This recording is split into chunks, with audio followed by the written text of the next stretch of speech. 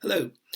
The Furlana was originally a Venetian dance of courtship, rather a rumbustious kind of dance, because we're told it was accompanied by mandolins and drums and even castanets.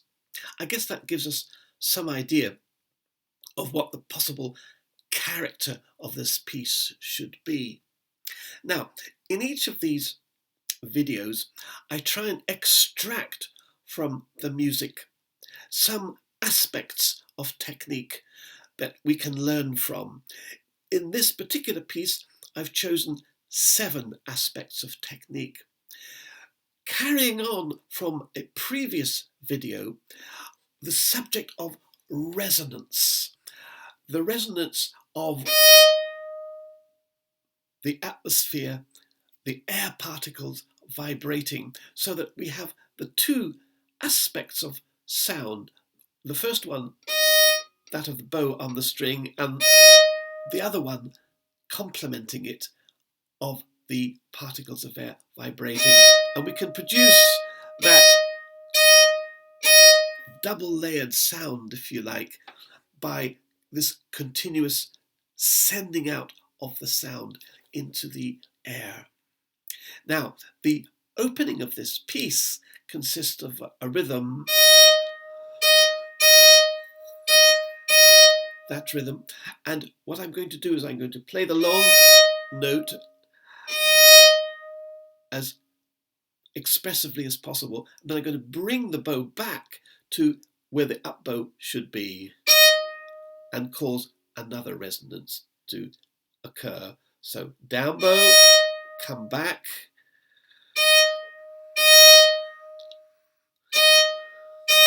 in that way. And when I've understood the movement, I can speed it up gradually, and as I speed up, the movement becomes more compact. But that additional resonance is always present in the sound. Now, I need to cross the strings, therefore the movements become a little bit more complex. So I play the down bow, I take the bow off the string and come to the new level and the place of the up bow at the same time. Back to the level and to the place.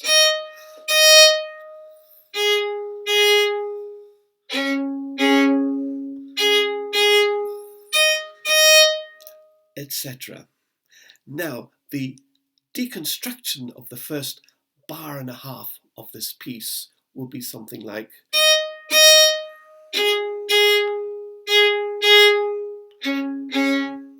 that. So I change the level, but continuously send the sound out into the atmosphere.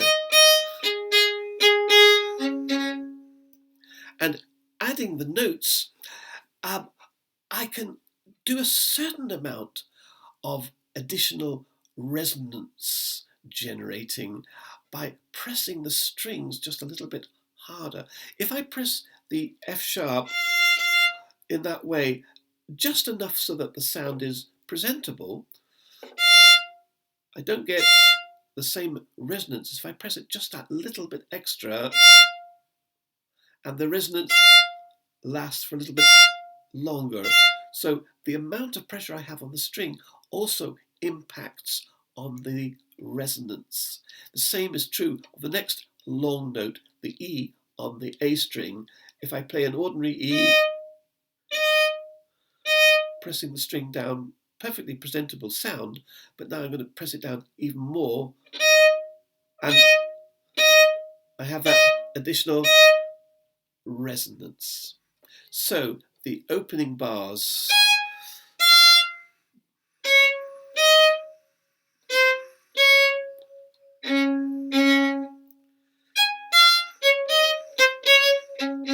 Those last 2 notes are a kind of afterthought, so I don't need to do too much to them. I'm going to move on now to bar 41. In bar 41, we have the rhythmic pattern. And here, instead of coming back like that, I'm going to stay on the string, going through the air towards the down bow, but from the string. So I don't come back in the same way as with the previous technique.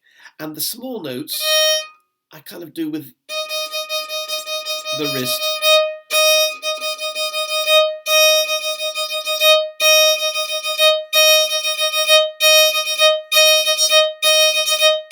And again, as I get faster, keeping my body as neutral as possible, the movements become that much more compact. When I have to change across strings, I use the wrist as well. At the end of bar 42 I have. And the bow, rather than doing its own thing, actually shadows the fingers in a case like this. Here's the fingers playing that. And the bow is just going to follow it.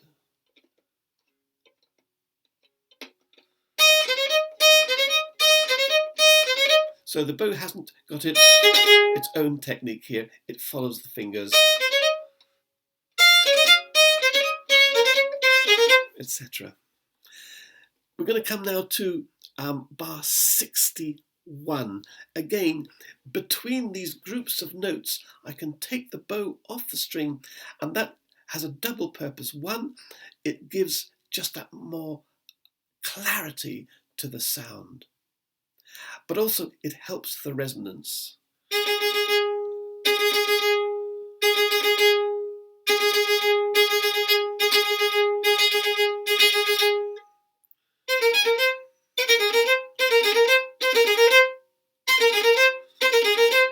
And again, when it comes to crossing the strings, I make sure the bow is just shadowing the left hand.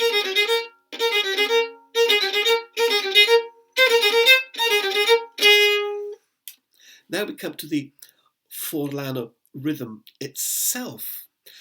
And the rhythm, we have to be careful to nourish the small note so that it doesn't fade away or become something rather less than a sound.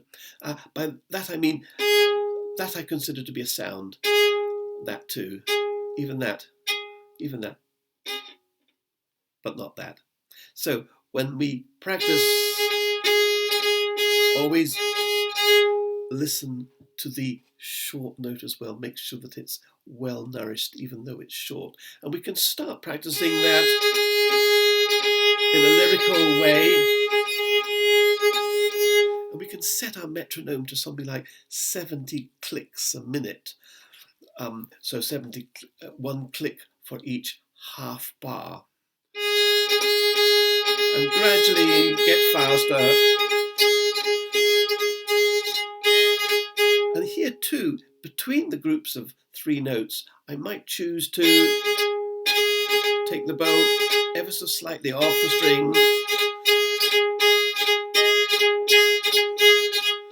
to give clarity and also resonance. Now, when I've achieved something in the region of 100 clicks a minute, I'm ready to go on and practice the coordination with the left hand. That I can do with one of Shevchik's left hand exercises from his book 1, opus 1. And I'll take exercise number 5.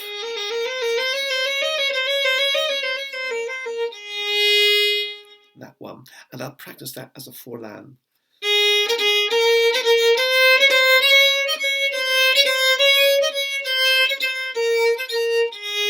Now, very important general point here. When I'm practicing technique, I'm not practicing pure control. Pure control would be something like this.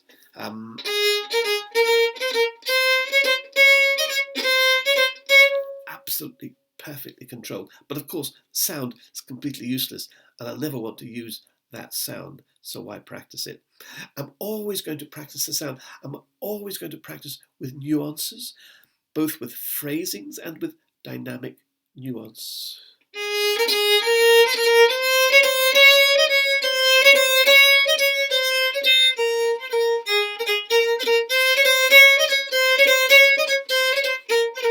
Because without that, I'm practicing purely in an abstract way, not one that can be applied to the repertoire.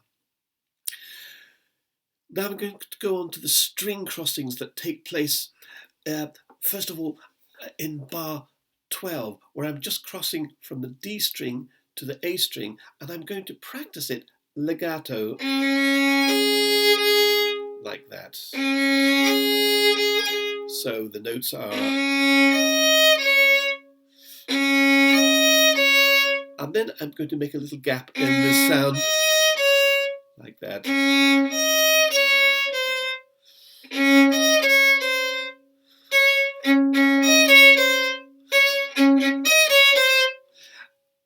That's an easy one. The bar 6 is a little harder because it goes across 2 strings. But again, I'm going to practice it legato. In other words, I'm not going to retake the bow. And then I'm going to miss out the middle string in that way. The same in bar 2. So legato. And then just missing out the middle string. At the end of bar 48, it's a little bit more complicated because here I'm going from the G string to the E. So again, legato as possible, and then miss out the 2 middle strings to produce that.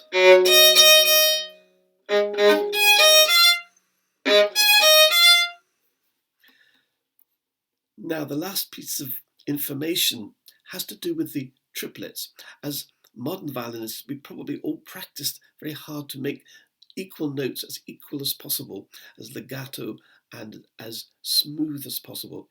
And of course, this is the absolute antithesis of the Baroque way of playing, the rhetorical way of playing. The speaking bow that Corelli talks about means that the notes, though theoretical equal, are actually, in terms of quality, in terms of length and stress and sound, are not equal. Because if they're equal means dull, if you like. So instead of playing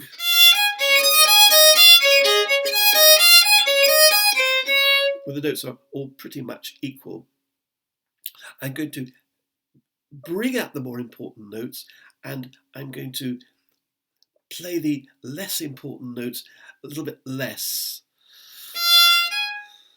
For example,